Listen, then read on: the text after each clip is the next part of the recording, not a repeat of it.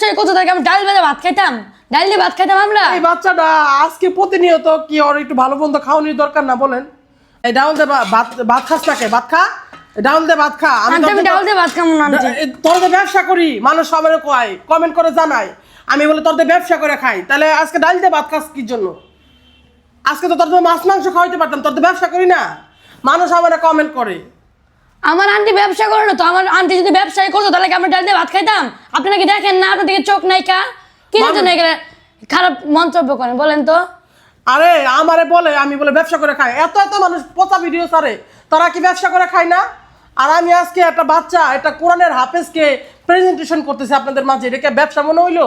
বলেন আপনারা, আপনারা বড় বড় কথা বলেন আমাকে, আসলে এগুলো বলবেন না, আসলে সবাই না, কিন্তু আপনারা কিন্তু আপনাদের যারা আমাকে ভালো কমেন্ট করে তাদেরকে ধন্যবাদ জানাই। কিছু লোক আছে যেমনি করে মানে ভিতরে এমন জোরে আঘাত করে যেটা আসলে প্রকাশ করতেই হয়। আর মাইন, আমি কি তোমার দিয়ে আদৌ ব্যবসা করে খাই? না। ও পড়াশোনা করে আপনাদের মাঝে আমি শেয়ার করছি, জানি আরও 10টা বাচ্চাও জানি এভাবে হাফেজ মাওলানা হয়, তাদের বাবা মা জানি আরও উৎসর্গ হয় যে আমার বাচ্চাকে কেন পড়াবো না। আমার লাইফ স্টাইল আলাদা, আমার বাচ্চার লাইফ স্টাইল আলাদা। আমি যেমনি বলছি সেমনি থাকি, আমার পাপ আমার হবে, আমার পাপকে আমার বাচ্চা নিবে না।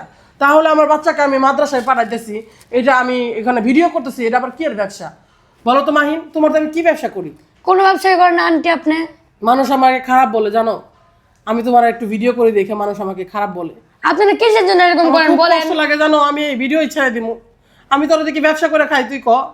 না, আমার আন্টি যেরকম করেন, আমার আন্টি যদি ব্যবসায়ী করতো তাহলে আমি ডাল ভেজে ভাত খাইতাম, ডাল দিয়ে ভাত খাইতাম আমরা। এই বাচ্চাটা আজকে প্রতিনিয়ত কি ওর একটু ভালো মন্দ খাওয়ানোর দরকার না বলেন?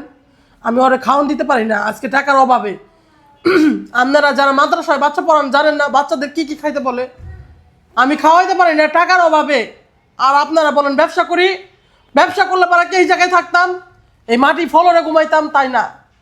আপনারা মনে রাখবেন, মানুষকে এমন কথা বললেন না যেটা কষ্ট লাগে।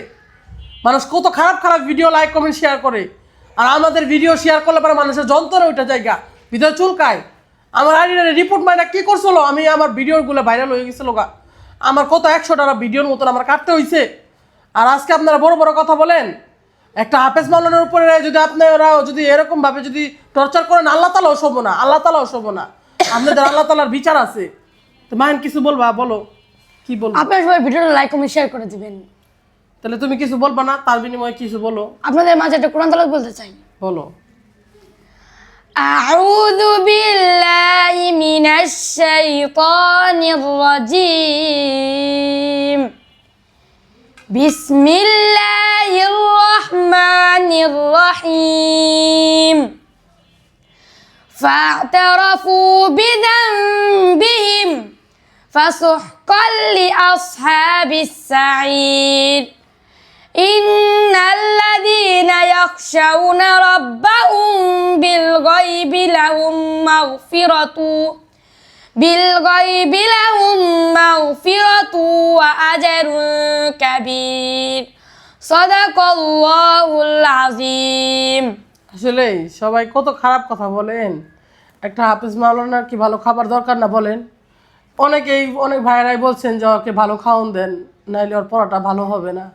আর আপনারা কত বাজে মন্তব্য করেন, ওদের ব্যবসা করি। যদি ব্যবসায় করতাম তাহলে আজকে লাখ লাখ টাকার মালিক থাকতাম। অনেক ভাইয়েরা টাকা দিতেও চাইছেন, আপনারা বলছেন মাহিনকে আমরা পড়ার বহন করবো, ওর খরচ বহন করব। ব্যবসা যদি করতাম তাহলে অবশ্যই টাকা নিতাম মানুষের কাছ থেকে, এটা বুঝবেন সব সময়। আর কারো খারাপ মন্তব্য করবেন না, এটা বলে দিলাম। আর সব সময় আল্লাহ তাআলার ভয় পায়েন। মানুষ তো অনেক কিছুই মানুষ প্রেজেন্টেশন করতেছে খারাপ, আর আমরা তো খারাপ কিছু করি নাই, ভালো কিছু মানুষের সামনে ফুটাই তুলতেছি। তারপরেও যদি এটা খারাপ মনে হয় অবশ্যই সবাই জানাবেন আমাকে, যে ভুল হয় অবশ্যই জানাবেন।